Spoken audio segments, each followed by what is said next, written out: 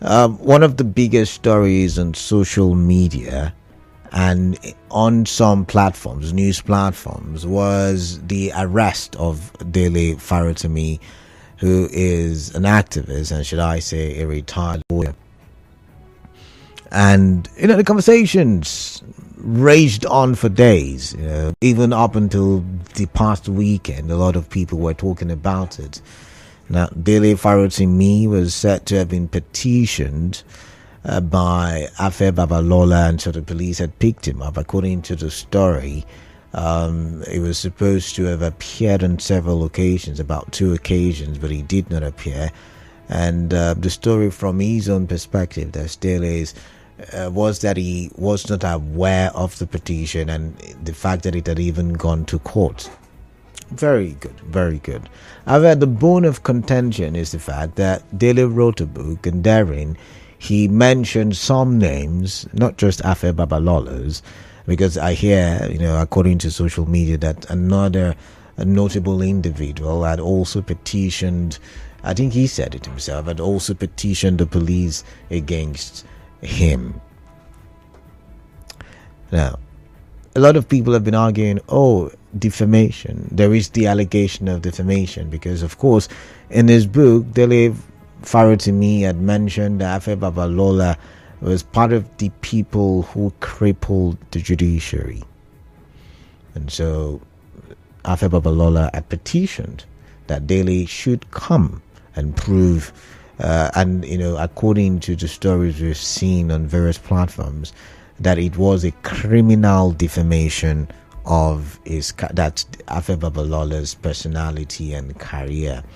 Now, Lagos State and Edo State are said to be 2 states out of the 36 and the federal capital that has decriminalized defamation, because according to our laws, a criminal code, section 373 mentions criminal defamation. So there is civil and criminal. As a matter of fact, if you remember the case between Very Dark Man and Falana, Falana could have used a criminal route against VDM, but he decided not to. It was his personal choice.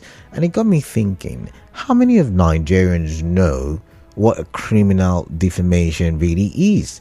It is defamation, or should I say, false information that has the capacity and the intent to destroy a person's career, popularity, cause damage, massive damage to, this person's life. And that is said to be criminal. And once something is said to be criminal, the police can actually get involved. Now, the police cannot get involved in what is believed to be civil. That's the difference, right? So if a husband and wife are quarreling, the police cannot get involved. But once it becomes a quarrel that involves domestic violence, then you see the police jumping. So that's the conversation. So, first angle I want to look at it from is, how well do we know the laws of the land? How well do we know what the Constitution says about very many issues? Because a lot of people will call on the show and say, the governor is this, the governor is that. And whenever I say you don't have evidence to that effect, and it's just an allegation, a lot of people get very angry. Now, it's the same thing. A lot of people call, Wike is this, Wike is that, Wike is this, Wike is that. When I say that you do not have an evidence to that effect, a lot of people get angry. Now, a lot of people on social media have talked about how the police, and I do think, looking at it, I wonder if the police really acted unprofessionally. But then again, of course, we also know that so many times we've argued about the police lacking in professionalism, but that's not the point. The point is, how many of us know that we are committing defamation in the many things that we say or write on social media? If Dele is unable to prove, then there is the capacity that he will be punished for it. He will serve jail term or he will be made to pay a huge amount of money.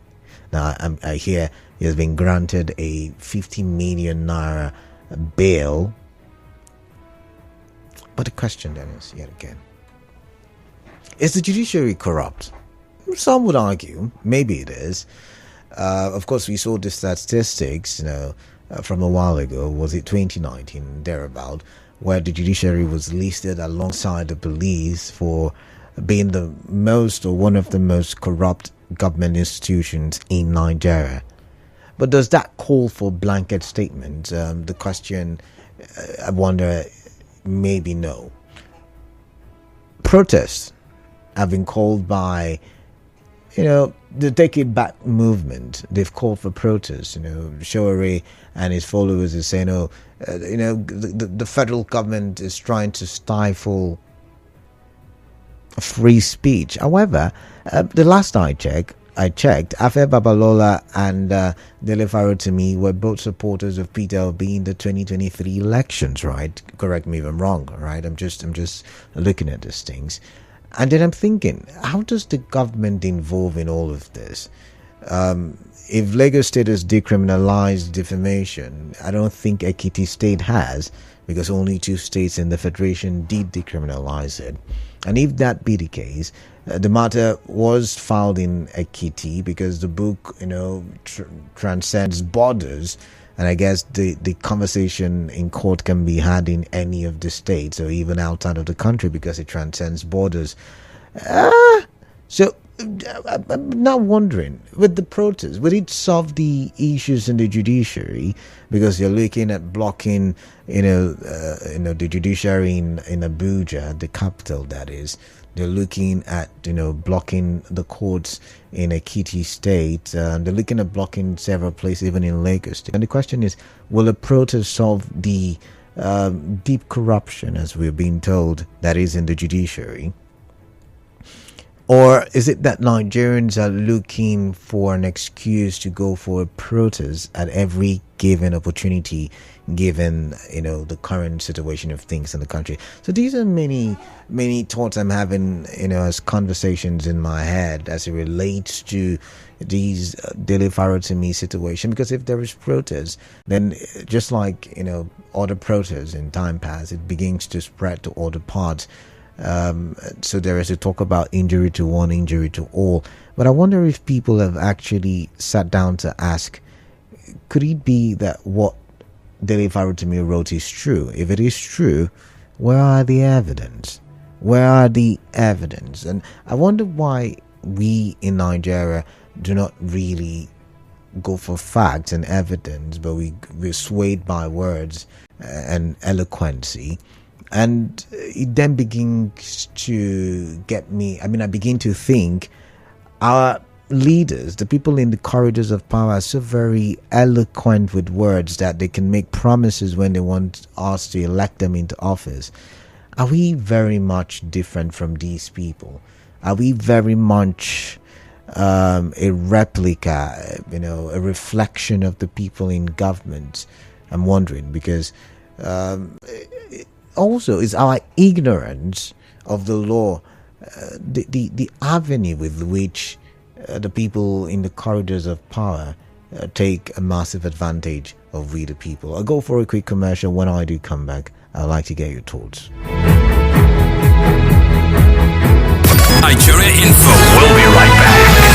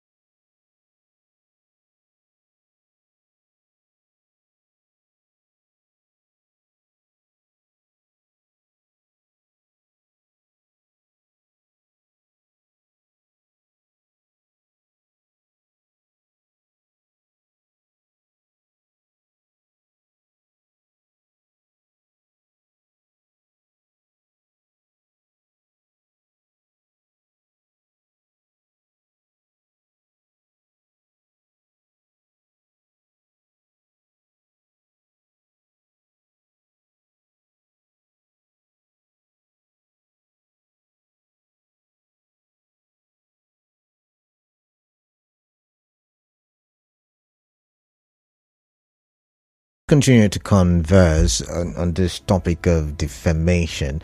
I'm trying to link it to our attitude as Nigeria, as Nigerians, I beg your pardon, and the Nigerian system as well. I'm trying to look at it and how you and I may have contributed, to the decay in the system unknowingly, unconsciously, and sometimes even consciously. Now, could it be that the allegation is true? Could it be that indeed these political or notable individuals have helped in corrupting institutions in the country? It could be true, because for a while we've argued, and the argument has been that we've got weak institutions while we have strong individuals. We've always said that. Could that be the truth? However, for every case, evidence is way important, and I've always said you're innocent according to the Constitution until proven guilty. So do we really know what the laws are? And would the protest help solve the situation of corruption in the judiciary? I'd like to go to the phone lines at this point. 0817 923 0002, 0817 923 0003, 0817 9230002. Now, there are many talking points looking at these conversations, many talking points, and we could learn a thing or two, like I've said, when we come together, when we congregate and share ideas. So let's do that now. Let's hear what you think. I'm going to come here. This one says, please, I want to ask, why will the police handcuff a man that hasn't been proven for defamation and the accused is walking free? The law of Nigeria does not work. That is why we don't care to even know what the law is. Victor from Arabia. So Victor, if I come on radio, for instance, and say the governor stole money, I'm not saying he did, I'm just giving an example. Why would they go and arrest the governor, assuming there was no immunity? I just said the governor stole money. I don't have proof to that.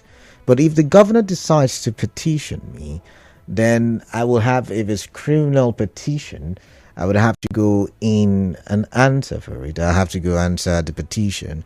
And if I don't have evidence to that effect, then I'm going to be taken in. That's how law works everywhere. But let's come here. Gift is calling from Yenigua. Gift, welcome. Your thoughts I like to hear. Kalada, good evening. Thank you for this education. Have I educated love what anybody? Is going on in the country. Okay.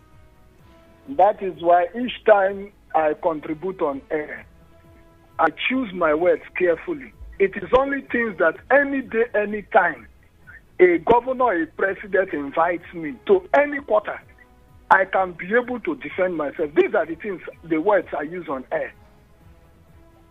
But a situation where somebody today now is defaming, then I will come on air to defend that man. I thank God for what the elder statesman, Afe Babalola, is doing. I don't know whether he's right or wrong, but on the surface, you must go and prove he that alleges. There's nothing like emotions here, where I will come on air, an activist. So activists has another grace or special. I don't know. But Gift, you've also been accused of using particular tones that seem, as if you're insinuating, especially when it has to do with the governor, that the governor has done things that you may not be able to prove. Thank you, Kalada. They should invite me any day, anytime. I have seen each time I call you or any radio station. Do you know that I record myself? Let me open up to you today. I listen to those things. So if you come on air to try to gag me through the media, for them not to allow me to contribute, that is complete corruption from your own end. Trying to allege against me. When I know what I'm saying, all right. I will never call you a criminal or a thief. Okay. But I will talk about according to the law. Okay. Listen to me carefully each time I talk. All right. I will tell you, Canada, according to the law. The court says this. All right, Gift, I've got to go. Understand? I've got to if go. you come to us, I will tell you where I'm getting that authority from. I don't talk carelessly. Okay. Unlike people coming to abuse Wike. All right. Wike is a criminal. It's okay. It's okay. I've got to go. I've got to go. Can you defend Okay. Thank you, Thank you. Let me Gibbs. stop you so that people learn. All right, thank you. I've got Braid from Old GRA. Braid, welcome. What is on your mind? Yeah, greetings to you. I think what is happening in our country concerning the judiciary, we believe that the judiciary has gone out of the line. And you see that in those days, the judges were blindfolded. And that is why they give the judgment irrespective of who you are. Yeah. They will give the judgment the way at the law, at the side of the law, whichever way, don't care. But today, I strongly oppose that the blindfolding has been perforated. But you see, Braid, I would always tell you, do not impugn or do not disrespect the courts. When you say the woman, the judicial woman has removed her blindfold, I usually would ask, do you have an evidence to that effect? Because when we generalize, it's just like coming and saying every radio presenter in River State has taken bribe. That's a general statement. Or okay, go ahead. Yeah, I'm listening. I think this is hard fact. Yes. Canada is we having two emirs in the same country, in the same state before. Have we having two emirs, having two conflicting judgments?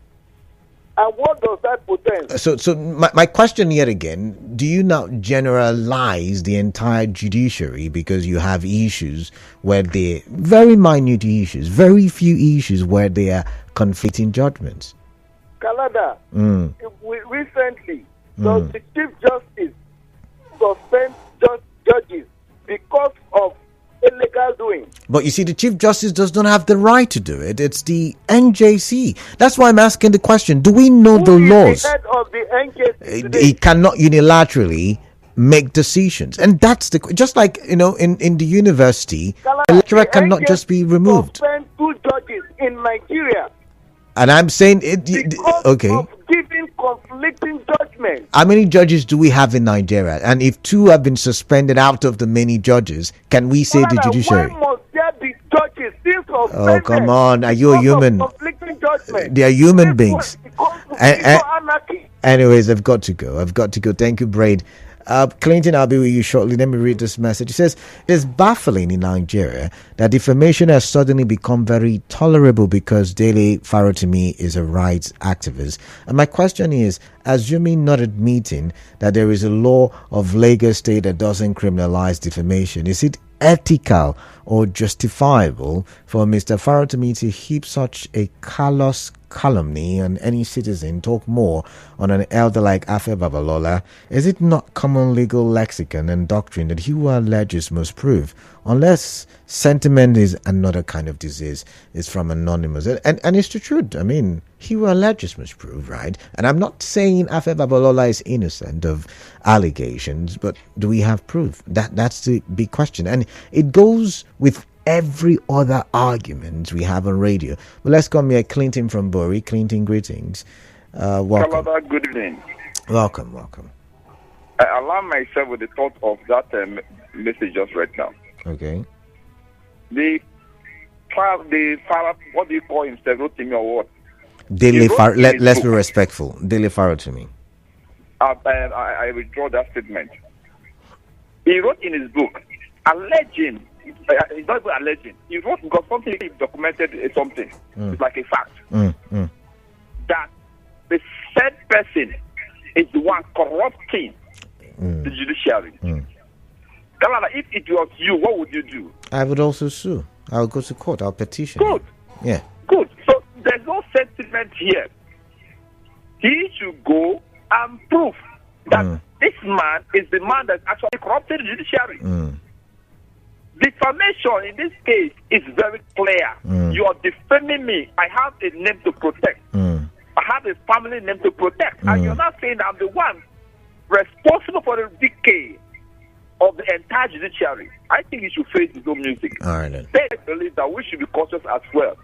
with the words we use. If we are not certain, if we cannot prove a fact, a statement, we shouldn't use such words online. All right then. So it's a lesson to everybody. Tinubu is this, Tim is this, Wike is this. Please, if you don't have facts, don't say it. All right, I've got to go. I've got a commercial coming up. But Clinton, thank you. This one says Nigerians, especially those in the middle class and below, neither know nor care about the law. This is largely because they rarely see the consequences of breaking the law being enforced. What really matters is one's ability to bribe their way out of any situation, which is why people remain indifferent to knowing or obeying the law being cherished from Iwofe. Let's come here. This one says the case of Dele Farotimi is a misdemeanor case, not a felony offense. Afe Babalola just chose to explore all necessary commando styles, which an average Nigerian elite and rich men are known for. Oppressiveness, according to Ekiti state law. Defamation is not a criminal offense. Onyeka from Rumudara. You can have that argument, but the criminal code is there as well. Well, let's go. This one says Nigerians always defame people's character because the justice system is so slow. If not for example, your station, many public officers would have made big millions from some of your callers who always have silly allegations. And it's from Wood. You've got to go commercial break. Stay tuned.